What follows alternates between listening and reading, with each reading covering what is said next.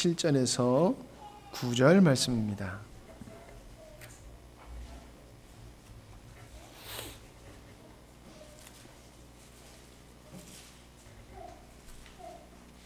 우리 한 목소리를 읽도록 하겠습니다. 잠언 1장 7절에서 9절 말씀입니다. 여호와를 경외하는 것이 지식의 근본이거늘 미련한 자는 지혜와 훈계를 멸시하느니라. 내 아들아, 내 아비의 훈계를 들으며 내 어미의 법을 떠나지 말라. 이는 내 머리에 아름다운 관이요 내 목에 금사슬이니라. 아멘. 코로나로 오랫동안 우리 얼굴을 보지 못한 성도들이 계셔서 참 아쉽고 아쉽습니다. 오늘도 이 가정의 달, 또 어버이주일을 맞이해서 예배하는 우리 모두에게, 또 가정에서 예배하시는 우리 성도님에게도 하나님의 은혜가 깊이 충만히 임하기를 축원합니다. 옆에 분하고 인사하시죠. 잘 나오셨습니다. 감사합니다. 주님의 이름으로 사랑하며 축복합니다. 오늘 말씀의 제목을 구태여 잡아본다라고 하면은 양육의 지혜다, 이런 제목을 잡아 보았습니다. 대부분 어린이 주일 하면은 아이들의 소중함을 얘기하고, 어버이 주일이 되면은 부모님들의 수고와 눈물을 기억하면서 은혜에 감사하고 보답하자, 이런 주제로 어버이 주일을 맞이해서 메시지를 전하는 게 보편적입니다.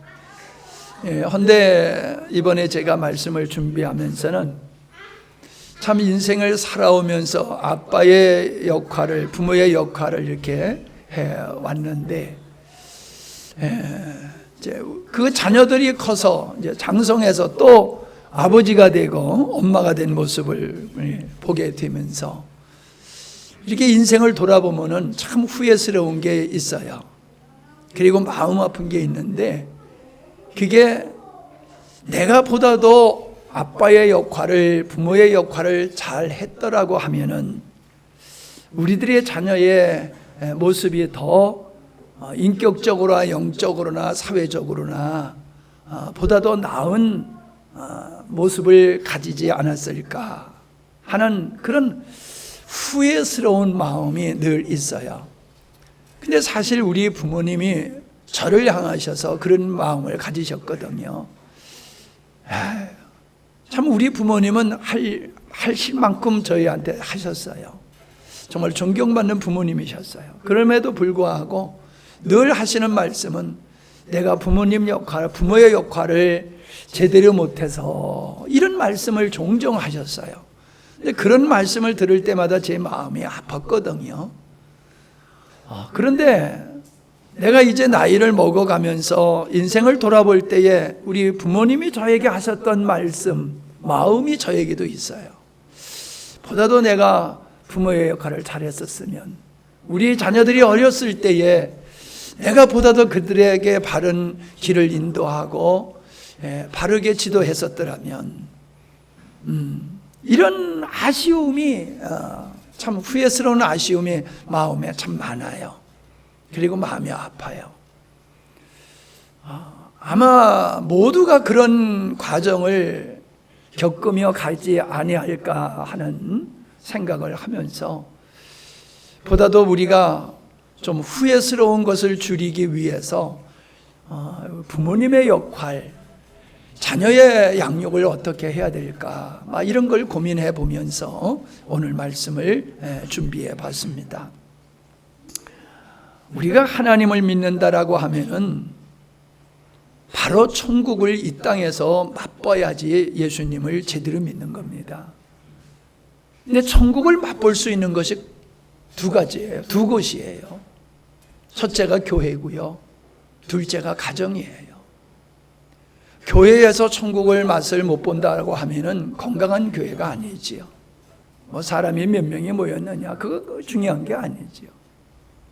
성도들과 관계 속에서, 목회자와의 관계 속에서 천국을 맛본다라고 하면 좋은 교회예요. 건강한 교회예요. 아름다운 교회예요.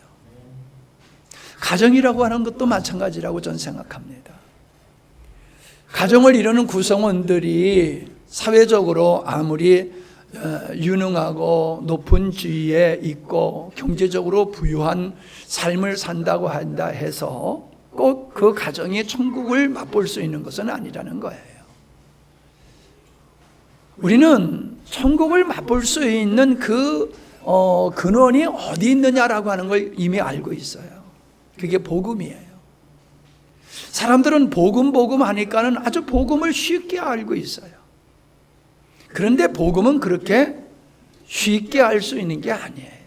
더더욱 복음이 실제가 되어서 교회 생활 속에서 천국을 맛보고 가정에서 천국을 맛볼 수 있는 것은 복음을 제대로 알지 못하고는 안 돼요. 다른 요소가 부족해도 그건 극복할 수가 있어요. 다른 게 부족해서 천국을 맛보지 못하는 게 아니라 복음을 깨닫지 못하고 복음적인 삶을 살지 못하게 될 때에 그 가정은 천국이 아니라 지옥과 비슷한 것이 될 수가 있지요. 교회도 마찬가지예요. 저는 이 복음을 바로 내가 깨닫고 자녀들에게 전수하고 온 가족이 복음적인 삶을 살게 되어지면은 어느 가정이든지 천국과 같은 가정을 이룰 수 있다는 확신이 있습니다. 제가 많이 후회스러운 것도 사실이지만은 감사한 것도 또 꽤 커요. 내가 지금 누리고 있는 오늘의 가정 생활을 돌아볼 때에 적지 아니하는 하나님의 은혜를 경험하고 누리면서 하나님 앞에 감사하고 있거든요.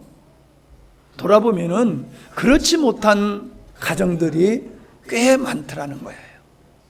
내가 봤을 때에 안타까운 가정들이 많다는 거예요. 안 믿는 가정을 놓고 얘기하는 게 아니에요. 예수님을 믿는다라고 하고 소위 말해서 교회를 오래도록 다녔고 교회 중직이라고 하는 사람들, 아니 더 심하게 얘기하면은 목회자들조차도 가정을 성공하지 못하는 분들을 쉽게 볼 수 있어요.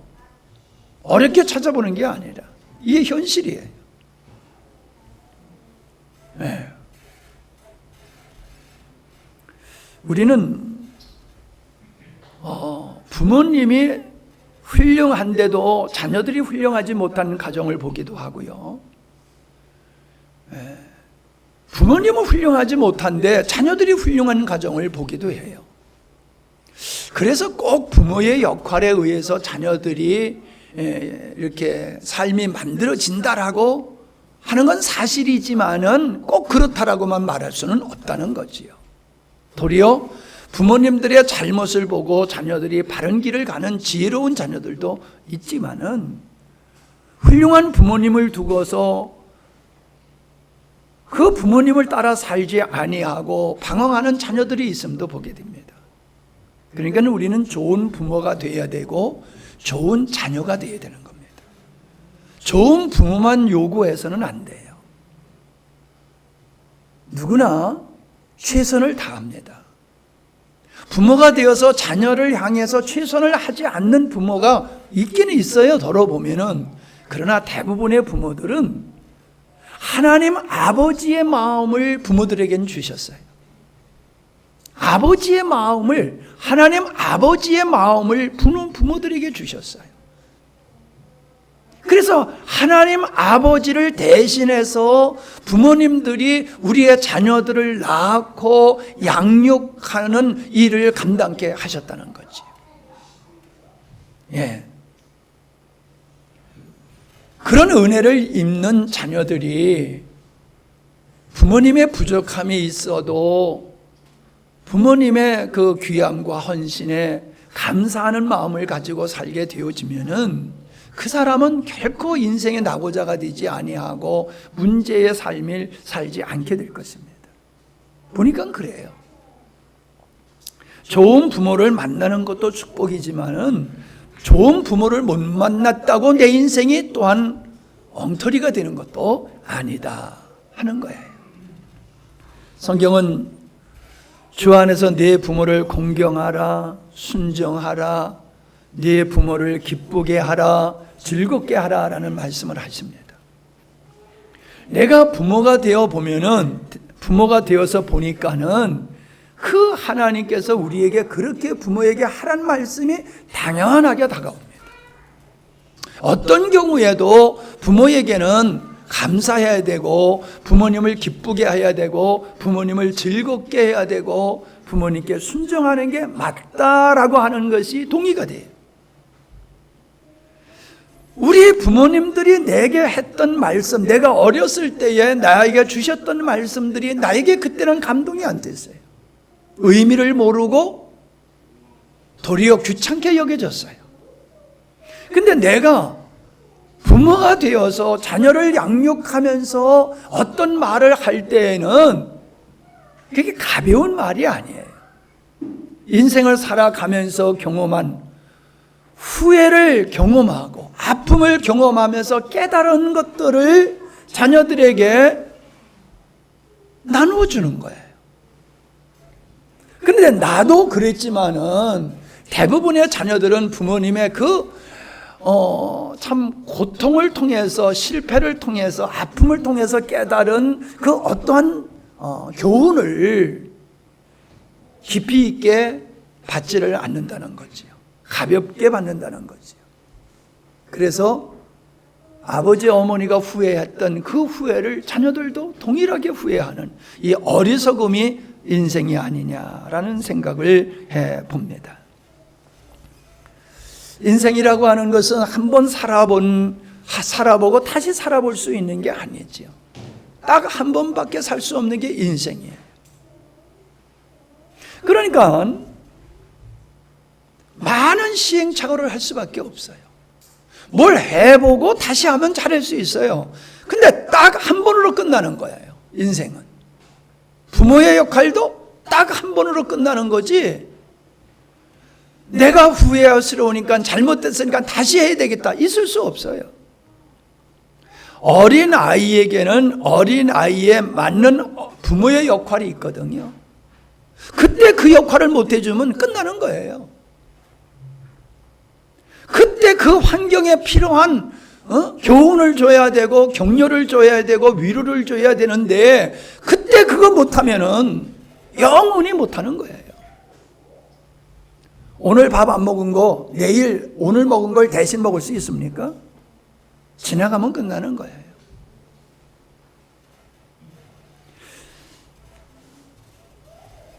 우리 부모님들은 아무리 나보다 연약한 부분이 많으시다 하더라도 내가 살아야 할 인생을 먼저 사신 분이에요. 경험하신 분들이에요. 그 말은 많은 경험을 통해서 삶의 지혜를 얻으신 분이라는 거지. 삶의 지혜, 인생의 무언가를 먼저 경험을 통해서 아신 분들이죠. 나도 부모님이 살아오신 인생을 나도 살게 되면 동일한 경험을 할 거예요. 그러나 그렇게 동일하게 살면서 성공하면은 다행이지만 실패한다라고 하면 이건 아쉬운 거거든요. 그런데 부모님이 경험한 경험을 통해서 얻은 교훈을 자녀들에게 부모님들이 교훈으로 주실 때에 그걸 깊이 받아들이면요, 약이 되는 거예요. 부모님과 같은 후회스러운 일을 안 할 수도 있는 거예요. 나이를 들어가면서 느끼는 게 뭐냐면 기능적으로는 자녀들에게 점점 밀려요. 제일 밀리는 게 컴퓨터예요. 핸드폰이에요. 이거 들어도 금방 잊어버리고 익숙하지 않고 문제만 있으면 부르는 거예요. 그런데 자녀가 부모님을 앞서갈 수 없는, 추월할 수 없는 게 있어요. 그게 뭐냐면 인생을 살면서 터득하는 지혜가 있다는 거예요. 미리 살 수 없어요. 인생은 가불해서 살 수가 없어요. 이해가 되십니까? 그래서 우리는 부모님들이 고난을 통해서, 아픔을 통해서 깨달은 교훈을, 그걸 받아들이는, 이게 지혜고요. 그러한 것을 우리에게 값없이 주시는 이런 부모님을 우리가 순정하는 게, 이게 옳은 거예요. 순정하면 자다가 떡을 얻어먹어요. 그리고 부모님을 기쁘게 하고 부모님을 즐겁게 한다라고 하는 것은 내가 제대로 살고 있다는 거예요. 여러분, 결론적으로 하려고 했던 말씀을 앞에서 드린다라고 하면 이거예요. 살면서 보니까 느끼는 게 그거예요. 자녀들이 그냥 건강하게 행복하게 살면 그게 최고의 효도더라고요. 뭐 다른 거 바랄 게 없어요. 건강하고 행복하게 살면은 부모로서는 만족해요. 또 부모로서 자녀들에게 해줄 일이 많지만은 늙어서는, 나이 먹어서는 건강해서 자녀들에게 염려 끼치지 않는 것, 자녀들의 손을 빌려야지만 살 수 있는 것이 아니라 그래서 끝까지 깨끗한 모습으로 청명한 정신을 가지고 은혜 생활하는 거, 이게 부모님이 또 마지막에 자녀들에게 하여야 할 일들이다 라고 하는 게 느껴지더라는 거예요.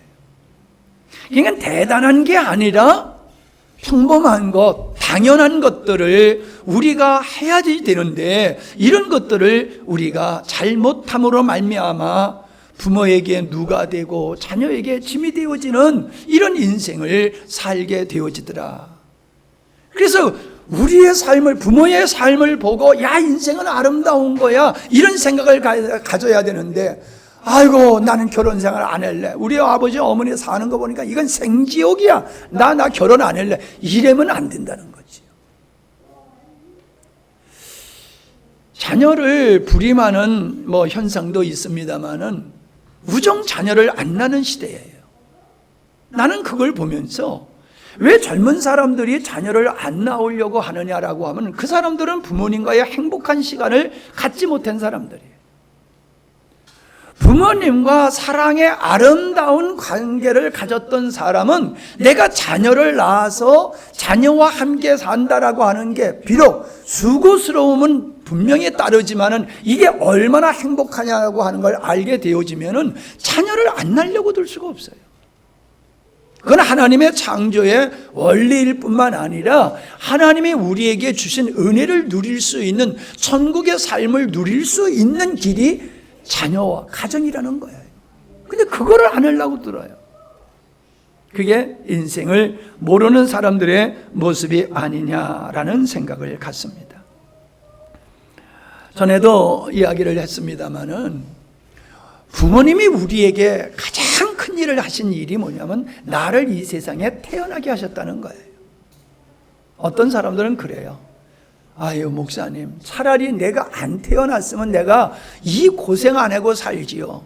낳아놓고 책임을 못 지려가면 왜 낳는지 모르겠어요. 이렇게 말하는 사람이 있어요. 그건 한쪽 면을 봐서 하는 얘기지요. 우리는 내가 이 땅에 태어났음을 감사하고 기뻐할 수 있는 유일한 이유는 다른 데 있지 않아요. 내가 태어났기 때문에 하나님을 믿을 수 있고 하나님의 자녀가 될 수 있다는 거예요. 이 세상에서 비록 좀 힘겹게 살 수는 있을지 모르지만은 우리가 하나님을 믿게 되어지면은 환경적으로 겪었던 감당할 힘들고 어려운 일들을 넉넉히 이겨내게 되어지고 영원한 세계 속에서는 하나님의 자녀로서의 영광을 누릴 수 있는 건 우리가 이 세상에 출생하지 아니하고는 그 길로 들어설 수 없는 거예요. 나를 낳아주셔서 이 땅에 있게 하신 게 감사합니다는 정도가 아니라 나를 낳아주셨기 때문에 내가 하나님의 은혜를 알고 내가 하나님의 자녀가 되게 하셨으니 정말로 감사합니다. 이게 자녀들이 부모님을 향해서 가져야 할 자세인 줄로 믿습니다. 부모가 되었다라고 하는 것은 책임과 의무가 함께 주어진다는 것을 잊어서는 안 된다라고 하는 겁니다. 태중에서부터 장성할 때까지, 장성해서도 눈을 감을 때까지 늘 부모는 자녀를 염려하고 걱정하는 게 부모의 마음이에요. 나이 먹어서는 자녀의 보호를 받으면서도 마음으로는 여전히 보호자로서 평생의 자녀의 보호자로 살아가는 게 부모님이다라고 하는 겁니다. 그 책임과 의무는 숭고한 것이고 영원한 것이에요. 그런 마음을 가지고 사시는 부모님과의 관계가 아름다운 관계가 되어야 되는 것이다. 그런 아름다운 관계가 되려고 하면은 부모님의 노고를 은혜로 알고 순종하고 공경할 줄 알고 부모님을 기쁘게 하고 즐겁게 하려고 하는 마음을 가지고 살게 되어지면은 그 인생이 성공하는 인생이 될 수밖에 없다라고 하는 것입니다. 가정은 토양과 같다고 했지요. 나무를 어디에다 심느냐에 따라서 그 나무가 땔감밖에 안 될 수도 있고 집을 짓는 아주 중요한 기둥과 대들보가 될 수도 있음과 같이 우리는 어떤 가정에 출생했느냐라고 하는 것이 너무너무 중요한 겁니다. 가정은 토양과 같다는 거예요. 사람은 먹는 대로 살아갑니다. 요즘 아이들 얼마나 많이 큽니까? 성견이 안 클까 봐 염려하더니 어저께 밥 먹고 앉아서 얘기하다가 키 재보자 할아버지하고 한번 키 재보자 하고 키를 쟀더니 제가 다리가 길어요. 제 엉덩이가 내 엉덩이 위에서 걸치더라고요. 키는 나보다 좀 적은데 다리는 나보다 길더라고요. 지난번에 모처럼 만에 왔던 기훈이도 몰라보게 커버렸잖아요. 그러니까 요즘 아이들 뭐 흔한 말로 얘기하면 종자가 좀 그러면은 안 커도 웬만하면은 커요. 웬만하면 커요. 왜? 잘 먹으니까. 북한 애들은요 조그맣잖아요. 평균 신장이 적잖아요. 왜요? 못 먹어서. 잘 먹으니까 잘 크잖아요. 그런데 먹는다라고 하는 것은 우리가 음식만 먹는 게 아니잖아요. 우리는 지식을 먹고 사랑을 먹고 정서를 먹고 사상을 먹고 신앙을 먹고 우리의 몸은 음식을 섭취해서 성장하지만은 우리 인격과 영성은 음식으로 되는 게 아니라는 거죠. 어떤 정서에서 자라나느냐, 어떤 문화에서 자라나느냐, 어떤 교회에서 성장하느냐, 어떤 가치관을 가지고 있는 공동체에서 성장하느냐에 따라서 그 사람이 달라진다라고 하는 것을 우리는 경험하고 있다라고 하는 거예요. 아이들이 잘못된 것은 아이들의 잘못이 아닙니다. 부모님의 잘못입니다. 좋은 것을 못 먹여서 그래요. 바른 것을 못 먹였기 때문에 그래요. 먼저 좋은 것을 먹여놓고 바른 것을 먹여놓으면 아이들이 잘못된 것을 구별할 줄 알기 때문에 그거 먹지 않습니다. 그런데 아이들을 무방비 상태로 그냥 방치해 둔 거예요. 그러니까 동네방네 다니면서 잘못된 것 이것저것 주워 먹어가지고 잘못된 가치관, 잘못된 인격을 형성하다 보니까는 인생에서 문제점이 드러나는 것을 경험할 수밖에 없더라라고 하는 것입니다. 우리는 잘 먹여야 돼요. 자녀들에게. 빵만 열심히 먹이지 마세요. 정말 내가 자녀들이 인격이 성장하고 영적으로 성장하는 것에 건강한 것을 내가 먹이고 있는가? 행복한 자녀들이 되기를 원하면요, 부모님들이 먼저 행복한 생활을 하셔야 됩니다. 부모님이 행복하지 못하면 전혀 아이들이 행복이 뭔지를 몰라요. 북한의 사람들은 용서라는 단어를 몰라요. 의미를 몰라요. 용서라는 의미를. 그들의 입으로 하는 말이에요. 왜? 용서라는 개념이 없기 때문에. 비난과 정죄만 있는 사회에서 살다가 사랑이다, 용서다, 이게 그들에게는 개념이 안 잡히는 거예요. 어릴 때 내가 부모님의 사랑을 듬뿍 받으면은 그 사람은 사랑의 사람이 돼요. 그래서 사랑의 삶을 살 수가 있는 거지요. 그런데 어릴 때에 그러한 따뜻한 사랑을 마음껏 받지 못한 이런 사람은 성장해서도 자녀들에게 그런 사랑을 베풀지를 못하게 되더라는 거지요. 우리는 자녀들에게 꿈을 가지도록 하는 사명이 있다라고 하는 겁니다.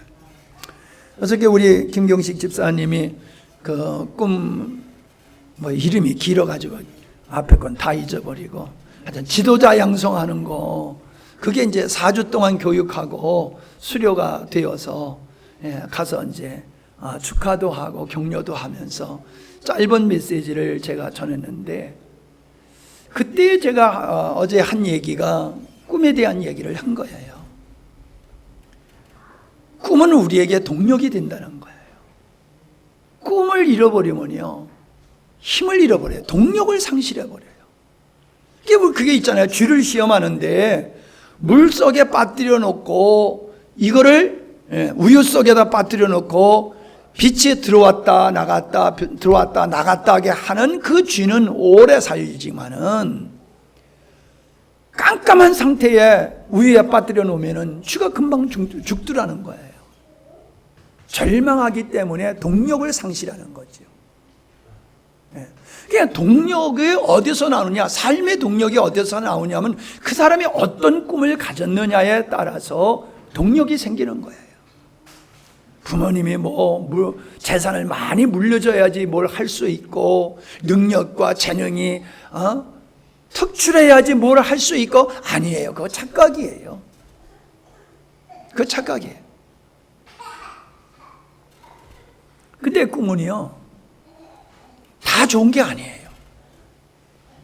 어떤 꿈은요, 자기에게는 유익한데 다른 사람에게는 피해를 주는 꿈일 수가 있어요. 그러니까 나만을 위한 꿈은 탐욕적인 꿈일 수가 있고요, 남을 위해서 다른 사람을 돕는 꿈, 사회에 유익을 주는 꿈을 갖게 되어지면요, 지치지를 않아요. 절대로 빗나가지를 않아요. 반드시 그 사람은 어떤 역할로 많은 사람을 기쁘게 하고 행복하게 하고 삶에 유익을 주는 사람이 되게 돼 있어요. 남을 위한 꿈을 갖는 사람은. 근데 자기를 위한 꿈을 갖는 사람은 열심히 살기는 살아요. 그래서 자기가 원하는 꿈을 성취를 하기도 해요. 근데 문제는 항상 자기가 꿈꾸는 대로 그걸 완성할 수 있는 것은 아니라는 거지.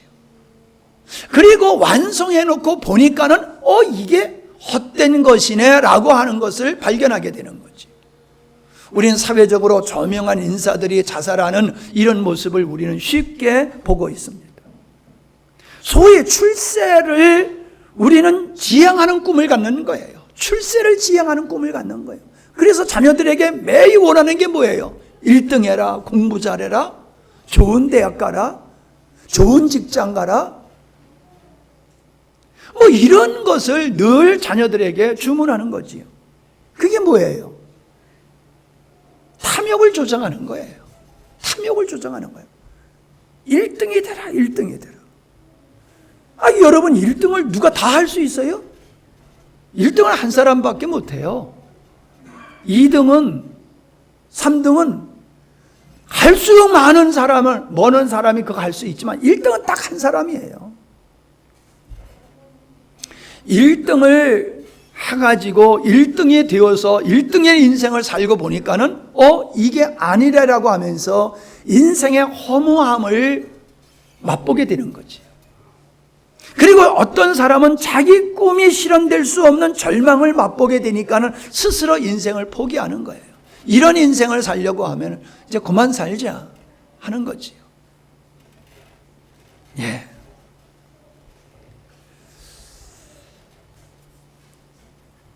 행복은 꿈을 이루는데 있지 않다라고 하는 겁니다. 불행은 자기를 위한 꿈을 향해 사는 데서 발생하게 되어지는 거예요. 제가 말씀을 묵상하다가 참 나에게 감동이 되는 것이 뭐냐면은 인생은 게임하는 것과 같다라고 하는 거예요. 장기를 두거나 바둑을 두거나 배구를 한다거나 축구를 한다거나 야구를 한다거나 뭐 올림픽을 한다. 모든 것을 보면요, 우승을 1등을 목표로 해서 경쟁하면서 살아가고 있어요. 경기에서만이 아니라 우리는 인생 자체에서도 그러는 거예요. 학교에서도 1등, 직장에서도 1등으로 승진하고 다른 사람이 할 수 없는 장관직이 되어지고 판사, 검사가 되고 대통령이 되고 뭐 이런 식으로. 이런 것을 우리는 승자라고 생각하는 거예요. 소위 말해서 우리가 1등이다라고 하는, 우수하다라고 하는 것을 승자로 보는 거예요. 1등을 못하면은 패자로 보는 거예요. 여러분, 1등의 차이하고 2등의 차이하는요 0.0 몇 초, 그 차이예요. 눈 깜빡할 사이요, 그 차이예요. 1등과 2등의 차이가 그렇게 간격이 먼 게 아니에요. 거기가 거기에요. 우리 세 명이가 의대를 갔는데 그 과정을 지켜보니까요, 서울대 가는 아이의 실력이나 지방대 가는 아이의 실력이나 거기가 거기에요.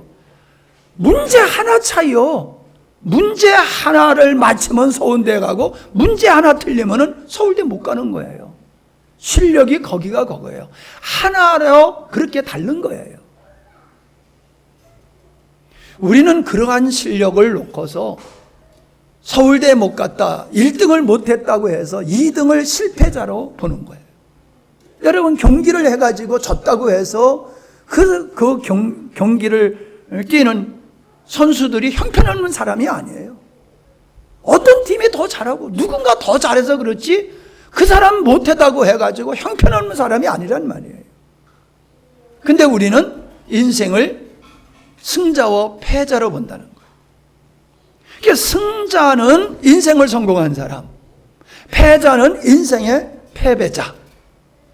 이런 구조의 의식을 가지고 있는 거예요. 성경적으로는 선과 악의 개념으로 세상을 보듯이 우리는 사람을 볼 때에 승자냐 패자냐 봐가지고 1등 못하면 다 패자예요. 1등 못하면 다 패자예요. 이런 의식을 가지고 우리 스스로가 패자의 의식을 가지고 살고 우리 스스로가 우리 자녀들을 봤을 때에 존귀한 자로 보는 게 아니라 패자로 보는 거예요. 패자로. 왜? 자기가 생각하는 그만큼 올라가지 못하고 이르지 못했으니까는 너는 패자야, 이렇게 정죄하고 사는 거예요. 내가 상담을 하면서 많은 사람을 만나다 보면요, 아버지 어머니가 너무 잘나가지고 자녀들이 고생하는 집들이 많아요. 엄마 아빠가 유능하다고 해서 아이들도 당연히 유능할 수 있는 게 아니거든요. 부모님은 공부 잘하는 머리를 가지고 태어났을 뿐이에요. 그렇다고 자녀들도 또 그렇게 공부 잘할 수 있는 머리를 가지고 태어난다는 법이 없어요. 전혀 다를 수가 있다는 거예요. 근데 부모님들은 자녀에게 자기가 원하는 모습으로 살기를 원하고 자기가 원하는 수준의 삶을 살기를 원하는데 그게 안 되면은 자녀를 힘들게 하고 본인도 힘들어하는 그런 모습을 보게 되더라는 거죠. 자연을 보세요. 우리의 몸을 보세요.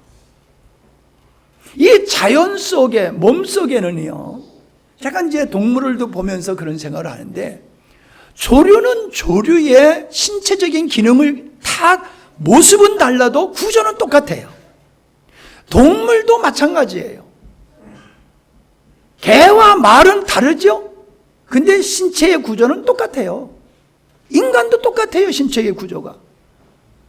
뭐 심장이 2개 있습니까? 다 하나밖에 없어요. 그러니까 설계도를 보면은 이 집을 진 사람, 이 집을 진 사람, 이 같은 사람이 설계했구나, 이게 보이더란 말이에요. 설계한 거를 집을 보면은 그거 마찬가지예요.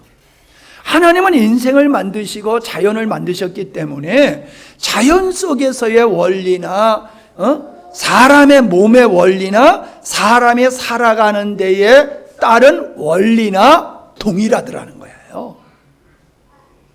우리가 자연 법칙을 어기면은 살 수가 없어요. 자연 법칙 안에서 살아야 돼요, 인생을. 싫다고 우주로 나갈 수도 없어요. 그걸 지켜야 돼요.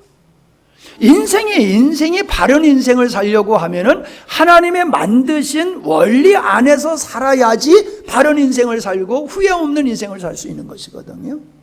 그게 뭐냐? 섬기는 삶이에요. 섬기는 삶. 이게 하나님이 우주 만물을 창조하신 하나님의 창조 원리 속의 기본이에요. 어떤 존재든지 자기를 위해서 있는 존재가 없어요. 몸도 그렇고 자연도 그렇고, 그러므로 인생도요, 자기를 위해서 살아가는 존재는 절대로 행복한 사람이 될 수가 없어요. 남을 위해서 살아가야지만, 섬기는 삶을 살아야지만이 그 사람이 가치 있는 인생이 될 수 있다라고 하는 거지. 우리가 존경하는 인물들이 어떤 사람입니까? 나에게 많은 이익을 준 사람, 인류에게 많은 혜택을 준 사람, 자기 이익을 따라 살지 아니하고 인류를 위해서 평생을 헌신한 사람, 가난한 사람, 병든 사람, 연약한 사람, 버림받은 사람을 위해서 살아가는 사람. 제가 인간극작인가요? 세상에 이런 일인가요? 그거를 보다가 참 감동을 받았어요. 돌아가신 우리 원혁신 목사님도 그 장애인하고 결혼을 하셨거든요. 저기 우리 여러분도 아시는 그 목사님도 그렇게 연상의 여인이면서도 또 불편하신 분하고 결혼을 했어요. 그런데 제가 방송에서 본 그 사람은요, 여자가요, 문어인간이에요. 문어인간. 문어는 뼈가 없잖아요. 이렇게 들으면요, 보리자루 드는 것 같이 몸이 그냥 이렇게 축 처져 버려요. 뼈가 힘이 없어요. 그래서 먹는 거나 소대변을 다 받아내는 거예요. 그런 여인하고 결혼을 했어요. 그리고 그런 여인의 손과 발이 되어지고 그 우유 배달을 하면서 힘겹게 가정을 이루고 있어요. 애는 낳더라고요. 애까지 기르면서. 저는 그 사람을 보면서요, 얼마나 마음이 부끄러움을 느꼈는지 몰라요. 건강한 남자이기에 건강한 여자를 만나서 얼마든지 살아갈 수 있었을 터인데, 그러한 문어와 같은 여인을 아내로 삼고 먹이는 것뿐만 아니라 소대변까지 다 받아내면서 행복하게 살아가는 그들의 모습을 보면서, 그분들이 예수님을 믿는 분인지 안 믿는 분인지는 모르지만은 제가 얼마나 부끄러웠는지 몰라요.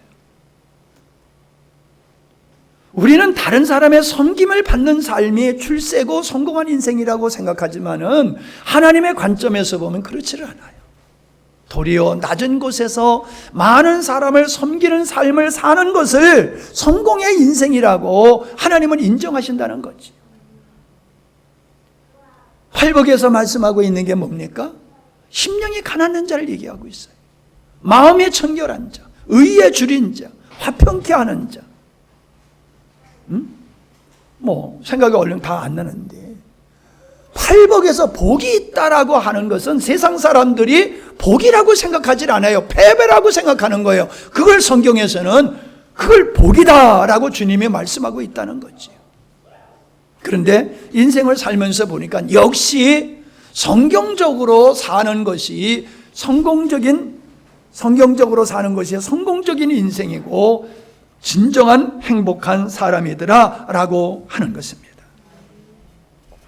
몸에는 1등이 없어요. 자연에는 1등이 없어요. 모두가 공존하고 협력해서 모두가 1등인 자리에 있는 구조지, 손이 1등이고 눈이 1등이고 귀가 1등일 수가 없어요. 근데 우리는 자꾸 우열을 가려가지고 1등만 우수하고 1등이 아닌 것은 열등한 존재로 치부하고 무시하고 멸시하는 일을 우리 스스로가 자행하면서 살고 있더라라고 하는 겁니다. 여기서 우리는 깨어나고 벗어나야 된다라고 하는 것이지요. 요즘 세계적으로 트렌드가 되는 게 인권이지요. 그래서 인권을 너무 존중하다 보니까는 죄인의 인권보다도 피해자의 인권보다도 죄인의 인권을 더 존중히 여기는 희한한 시대가 되고 있어요. 말도 안 되는 짓을 해더라도 인권이라고 하는 잣대를 갖다 대면서 보호하고 그들을 옹호하는 이런 이상한 사회를 우리가 지금 살아가고 있습니다. 근데 참된 인간은 하나님을 떠나서는 말할 수가 없어요. 하나님 안에서만이 인간은 인권을 누릴 수가 있는 것이다 라고 하는 거예요. 사람답게 살아가고 가정을 아름답게 이룰 수 있는 법칙은 다른 데 있지 않아요. 따라합시다. 섬기는 삶에 있다. 어디에 있다? 섬기는 삶에 있다. 돈만 되는 일에 살지 마세요. 여러분, 돈이 안 돼도 내가 누군가를 도움이 줄 수 있다고 하면 열심히 하세요. 여러분이 열심히 돈을 버는 이유도 노년을 편하게 살려고 돈을 열심히 버는 게 아니라 힘들고 어려운 사람을 주님의 이름으로 열심히 섬기고자 열심히 돈을 버세요. 그리고 그렇게 사용하세요. 그렇게 헌신하며 사세요. 섬기는 문화를 어릴 때서부터 가정에서 배워야 됩니다. 저는 자녀들에게 늘 그런 얘기를 합니다. 어느 집에 갈 때 반드시 빈손으로 가지 말아라. 누구네 집에 가든지 어느 집에 가든지 반드시 선물을 사가지고 가라. 아이들을 위해서 과자를 사가지고 가든지 어른을 위해서 과일을 사가든지 고기를 사가든지 빈손으로 가지 말고 반드시 선물을 사가지고 가라. 그리고 나갔다 들어올 때는 반드시 빈손으로 들어오지 말아라. 소풍을 갔다 와도 콜라 하나라도 반드시 사가지고 와야지 빈손으로 오지 말아라. 제가 자녀들에게 어릴 때서부터 보여주고 가르친 겁니다. 여러분, 섬기는 문화를 어릴 때서 하다 보면은 그냥 당연한 거예요, 섬기는 게. 근데 섬기는 걸 경험하지 못한 사람은요, 이상하게 생각해요. 왜 그걸 해야 되지? 왜? 바보짓으로 알아요. 섬기는 걸 바보로 알아요. 어리석은 것으로 알고 있어요. 그러니 거기서 어떤 아름다움이 창출될 수 있겠느냐라고 하는 거예요. 우리는 자녀들에게 이렇게 말해야 됩니다. 내가 1등을 할 수 있으면 그냥 열심히 하다가 1등 되는 건 괜찮아. 근데 1등 하려고 노력하지는 마라. 다른 사람을 1등이 되게 네가 섬겨봐라. 네가 1등 되려고 하면은 다른 사람을 이겨야 돼. 짓밟고 올라가야 돼. 그럼 적이 생기는 거야.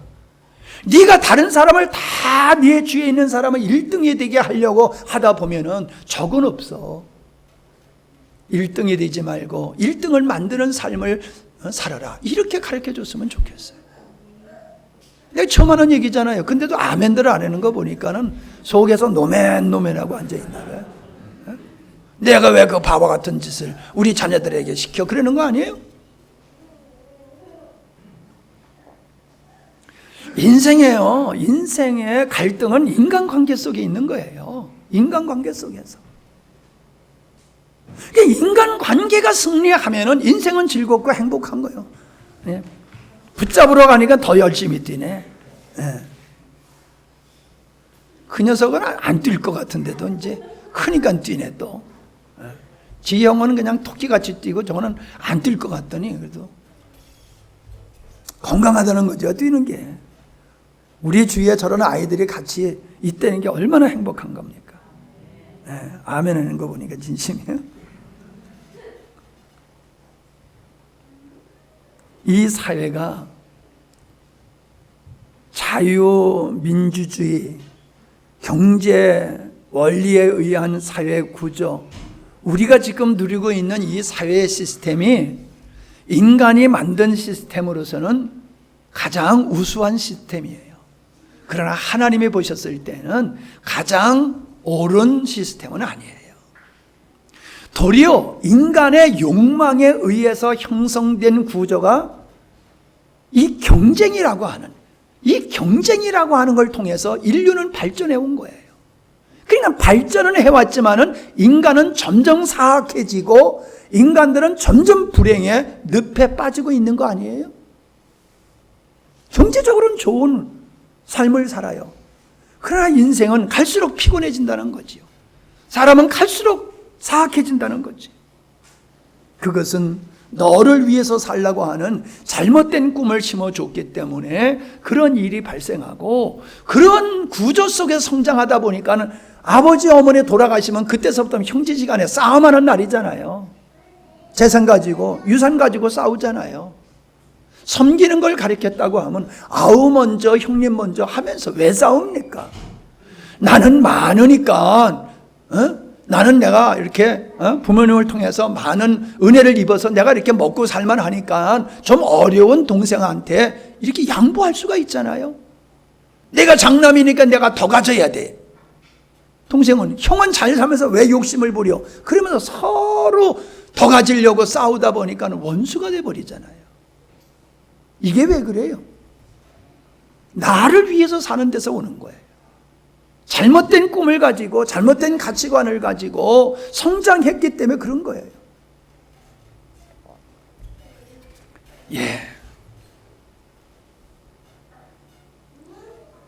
인생에서 인간과의 관계 속에서 우리가 성공하면은 그 인생은 성공하게 되는 거예요.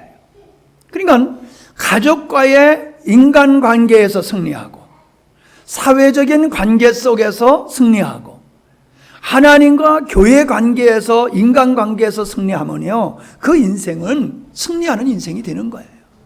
근데 가족과의 관계에서 실패하면은 그 인생이 틀리는 거고, 사회의 관계 속에서 실패하면은 그 사람은 사회생활을 못하는 거예요.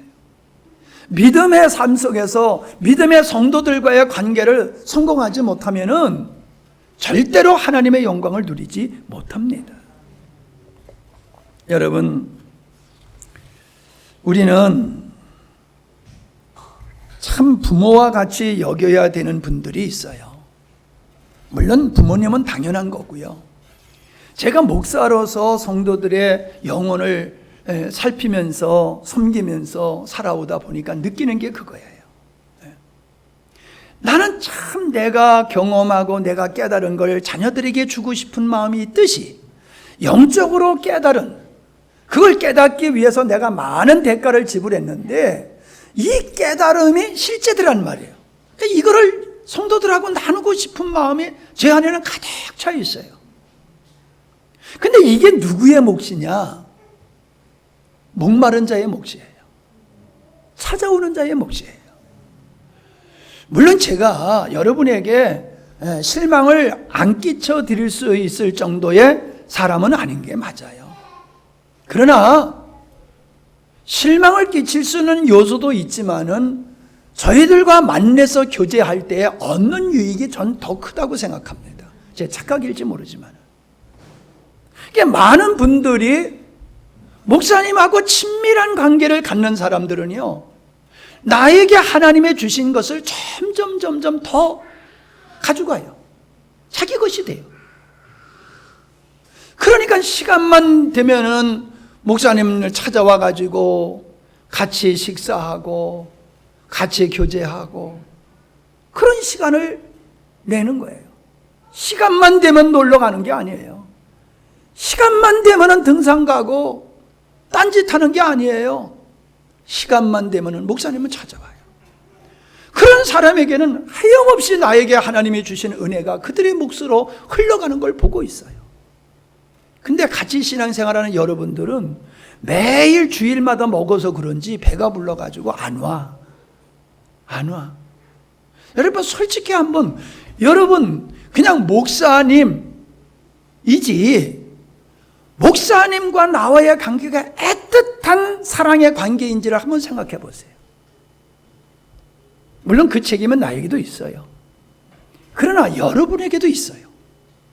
목사님과 여러분의 관계가 애틋한 관계냐 말이에요. 예를 들어서 부모님과의 관계가 서먹서먹한 부모와 자식의 관계가 있어요. 부모와 자식 관계도. 그냥 부모와 자식 관계니까 그냥 그 관계적으로 살아가는 거지, 애틋한 부모와 자식 간의 사랑의 관계가 없는 집도 있어요. 혹시 여러분이 목회자를 볼 때에 그러한 모습으로 목회자를 보고 있지는 않습니까? 그러면은 목회자에게 하나님이 주시고 목회자를 통해서 여러분에게 주시고자 하는 은혜를 여러분은 못 가져가요. 못 가져가요. 아무리 부모님이 나를 사랑해도 내가 부모님의 품 안에 있어야지 그걸 내 것으로 삼을 수 있는 거예요. 아무리 목회자가 성도를 사랑하더라도 성도들이 목회자, 비록 나이가 어린 목사라 할지라도 그 목사 품 안에 있을 때에 그 목사에게 하나님께서 주신 은혜를 공유할 수 있는 거예요. 사람을 통해서 하나님은 일하세요. 그러니까 하나님이 쓰시는 사람과 여러분이 친밀하지 아니하면은 결단코 하나님과 친밀할 수 없고 하나님의 깊은 은혜를 받을 수가 없어요.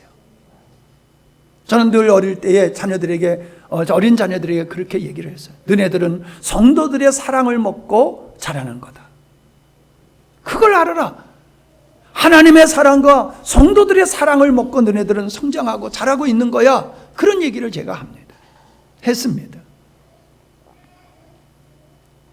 여러분, 우리는 부모님하고의 친밀한 관계를, 오늘 조금 더 길지 모르겠어요, 설교가.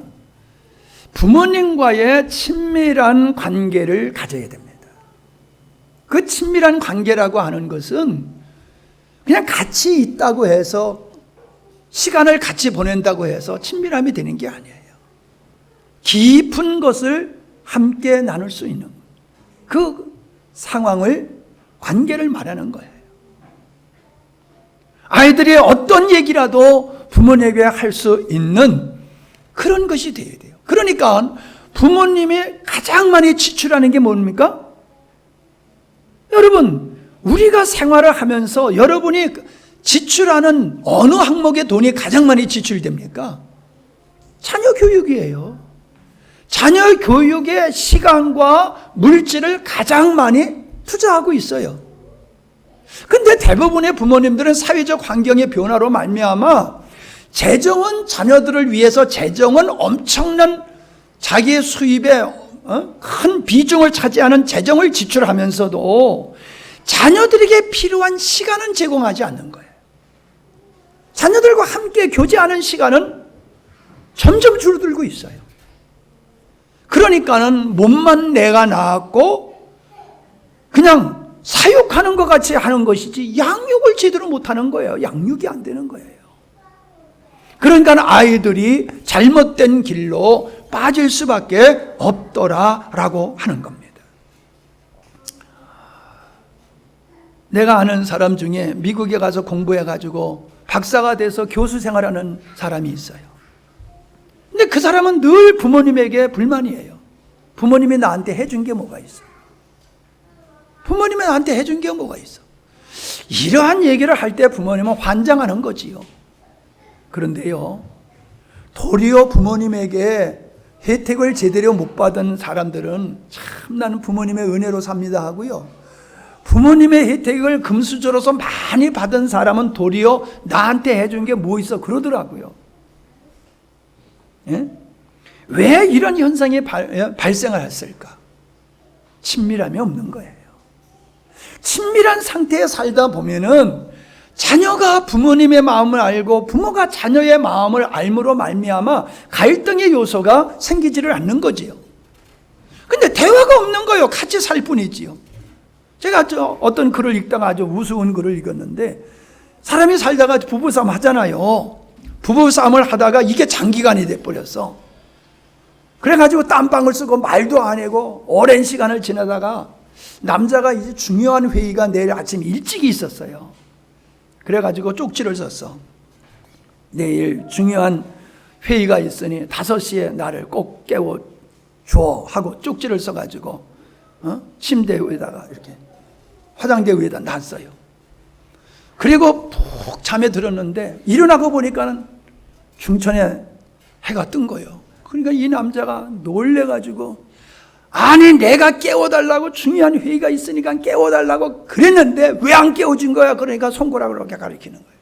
보니까 거기다가 5시에요 하고 5시에요 일어나세요 하고 써가지고 거기다 옆에다 놓은 거예요. 그거를 읽으면서 얼마나 우습고 재미있는지 몰라요. 여러분, 한 집에서 한 방에서 한 이불을 덮고 잔다 할지라도요, 친밀함이 없으면 안 되는 거예요. 부모와 자식은 정말 얼마나 끈끈한 관계입니까? 근데 친밀함이 없으면 이게 이상한 일들이 발생하게 되는 것이라는 거죠. 그래서 영적으로나 육적으로나 이 친밀함이 얼마나 중요한지 몰라요. 마지막으로요, 여러분에게 나누고 싶은 것이 뭐냐면은 부모님들에게 성경에서 자녀를 노엽게 하지 말라라는 말씀을 하고 있다라고 하는 거예요. 노엽게 하지 말라. 자, 노엽게 하지 말라라고 하는 말을 저는 이렇게 바꿔서 말하고 싶어요. 아이를 무시하지 말라. 존중하라. 이렇게 말을 바꿔서 하고 싶습니다. 제가 아는 어떤 권사님이 계세요. 이분은 자녀들을 그리고 손주를 데리고 시장에 가면요, 절대로 그가 옷을 살 때에 부모님이 고르고 이거 사라, 이거 입어라 이러는 법이 없대요. 이분은 아이들이 자기가 입고 싶은 옷을 선택을 하는 선택권을 준다는 거예요. 그러면 우리는 어떤 이런 생각해요. 아니 애가 뭘 안다고 그렇게 그런 선택권을 아이에게 주는가 하는 거예요. 잘못 고르든지 잘 고르든지 그게 중요하지 않다는 거지요. 아이가 스스로 결단할 수 있는 것을 어릴 때서부터 교훈하고 훈련을 한다는 거예요. 어릴 때서부터 자기 문제를 자기가 책임지고 결정하도록 그걸 훈련한다는 것이죠. 그러면 또 우리는 이런 생각이 들어요. 돈이 있으니까 그렇지. 10,000원짜리 장난감 사주려고 그랬는데 50,000원짜리 가서 잡으면 큰일 나잖아. 어떻게 그렇게 애한테 맡길 수 있어? 그러니 열심히 돈 보세요. 애가 50,000원짜리 아니라 500,000원짜리 잡아도 오케이 할 수 있도록 그렇게 해서 돈 벌어야지요. 그러니까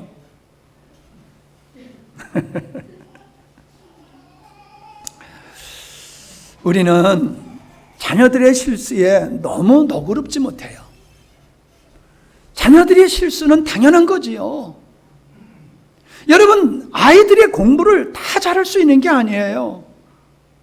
어떤 아이는 영어를 잘할 수 있고, 어떤 아이는 국어를 잘할 수 있고, 어떤 아이는 수학을 못할 수 있어요. 다른 건 다 잘하는데 수학을 못해. 우리 하은이가 그랬잖아요.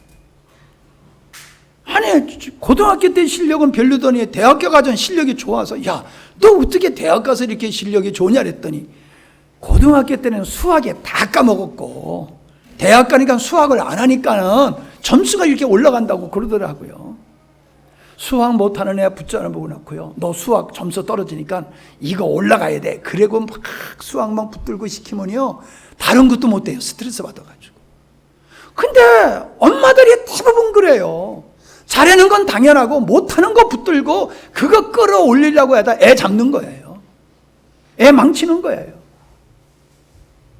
애가 잘하는 거를 잘하도록 하면 돼요. 우리가 어때요? 여러분 모든 걸 다 잘해가지고 지금 직장 생활합니까? 하나만 잘하면 돼. 우리 조강재 집사님은 돌만 잘 싸면 되잖아. 그지? 돌만 잘 싸면 여기서 저기서 막 오라고 그러잖아. 일감 주고. 이해가 되세요? 우리는 모든 것을 잘해야지 인생을 성공하는 게 아니라는 거예요. 근데 우리는 다 잘해야 된다고 생각하고 있어요. 그래야지 좋은 대학 가잖아. 아니, 좋은 대학 간다고 여러분 결코 인생에 승리하고 행복한 삶을 삽니까? 착각이잖아요. 그냥 자기, 소위 말해서 자기 분수대로 살면 되는 거예요. 1등 할 사람은 1등하고 꼴찌 할 사람은 꼴찌로 그냥 살아가면 되는 거예요. 우리 몸에 있는 모든 것이 있는 자체가 소중한 것이지, 그게 다 유능하고 1등 해야지만이 소중한 게 아니잖아요. 그러니까 우리는 우리의 자녀들을 대할 때에 우리 수준에서 보지 말란 말이에요. 왜 그 모양이냐? 너 그것도 못하냐? 누구를 봐라? 자존심을 팍팍 상하게 하는 이런 말들을 하는 게 자녀를 노엽게 하는 거예요. 뭐 자녀를 살살 약 올려가지고 개에게 밥 줬다 뺏었다 줬다 뺏었다 해가지고 약 올리고 먹는 거 한 대 후려 때려서 열받게 하고 그런 식으로 자녀를 노엽게 하는 게 아니란 말이에요. 자녀를 존중하지 않는 것, 자녀를 소유물로 생각하는 것, 자기 마음대로 할 수 있다고 생각하는 것, 이게 자녀를 노엽게 하는 것이지 않느냐. 우리는 자녀를 두려워할 필요는 없어도요, 자녀를 함부로 대하는 이런 오류를 보면서는 아니 됩니다. 하나님이 우리에게 가장 소중한 자녀를 맡겨주셨어요. 우리는 우리의 자녀들을 정말로 주님의 마음을 가지고 최선을 다해서 섬겨야 될 줄로 믿습니다.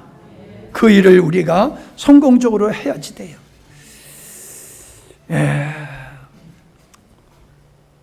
골로새서 3장 12절로 14절만 읽고 마치겠습니다. 골로새서 3장 12절로 14절입니다. 그러므로 너희는 하나님의 택하신 거룩하고 사랑하신 자처럼 긍휼과 자비와 겸손과 온유와 오래 참음으로 옷 입고, 이거를 일반적인 이웃을 향해서만 생각하지 말고 우리 자녀를 향해서도 가지라는 거예요. 우리 자녀를 향해서도 긍휼과 자비와 겸손과 온유와 오래 참음으로 자녀를 향해 당하고, 13절 누가 누구에게 혐의가 있든지 서로 용납하며 인정하는 거예요. 그대로 그냥 인정하는 거예요. 용납하며 피차 용서하되 주께서 너희를 용서하신 것 같이 너희도 그리하고, 14절 시작, 이 모든 것 위에 사랑을 더하라. 이는 온전히 매는 띠니라. 그 위에 사랑으로 마지막 포장을 하라는 거예요. 마지막 포장을 사랑으로. 그러면 여러분, 옷을 입고 띠를 매지 아니하면 어떻게 됩니까? 옷이 흘러내리고 펄럭거려가지고 부자연스럽잖아요. 허리띠를 띠든지 이 띠를 매든지 하면은 옷을 단정하게 입고 행동하는 데 편하잖아요. 그러니까 우리가 긍휼과 자비와 겸손과 온유와 오래 참고 용납하는 거, 이런 것들을 한다 할지라도 사랑이라고 하는 걸 하지 아니하면은, 이윤을 추구하는 것이 아니라 사랑으로 하지 아니하면은 이게 다 헛된 것이 된다는 거예요. 사랑으로 마지막 처리를 해라. 사랑에 의해서 해라. 이런 말씀을 하고 있습니다. 우리는 자녀를 사랑한다는 확신을 가지고 있습니다. 근데 사랑하는 방법이 틀려가지고 사랑하는 게 아니라 사랑하는 자녀를 힘들게 하고 넘어지게 하는 일을 아울러서 하고 있어요. 이러한 실수를 하지 않기를 바랍니다. 우리 교회가 젊은 교회라고 그러지요? 젊은이들이 아직 많아요. 그죠? 예. 30대, 40대, 50대니까 아직도 여러분들은 자녀들에게 영향을 미쳐야 할 엄마의 역할, 아빠의 역할을 정말로 충실히 해야 할 중요한 시기에 아직 여러분이 있어요. 여러분은 아직 자녀들에게 효도를 받을 나이가 아니에요. 아직 여러분은 자녀들을 위해서 헌신할 나이지 자녀들에게 효도를 받을 나이는 아니에요. 아직. 지난 날을 돌아보면서 내가 얼마나 부모의 역할을 바르게 했는가를 돌아보며 이제부터라도 만회하는 훌륭한 부모님들이 되시기를 바랍니다. 여러분의 가정은, 여러분의 자녀의 미래는 여러분의 손에 달려 있어요. 그들의 인격, 그들의 삶, 여러분의 손에 달려 있어요. 그들을 지켜보고 기대하지 마세요. 여러분에 의해서 여러분의 자녀들의 미래는 결정되게 돼 있다는 거 잊지 마십시오. 아멘. 왜 안 해요?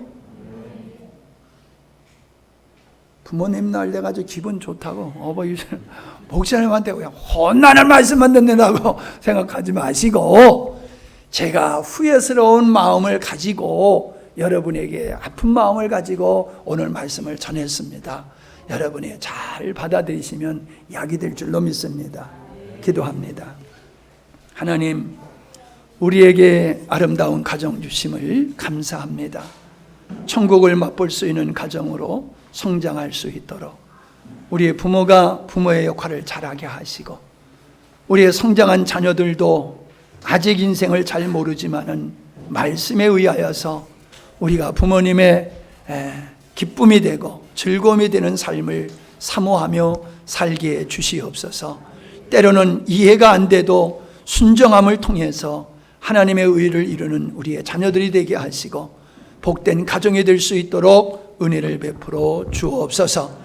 지금까지 우리가 잘못 살아온 것이 있다라고 하면 깨닫게 하셔서 돌이키게 하시고 만회하게 하시고 온전한 가정을 이룰 수 있는 우리 모두가 되게 해 주시옵소서. 예수님의 이름으로 기도하옵나이다. 아멘.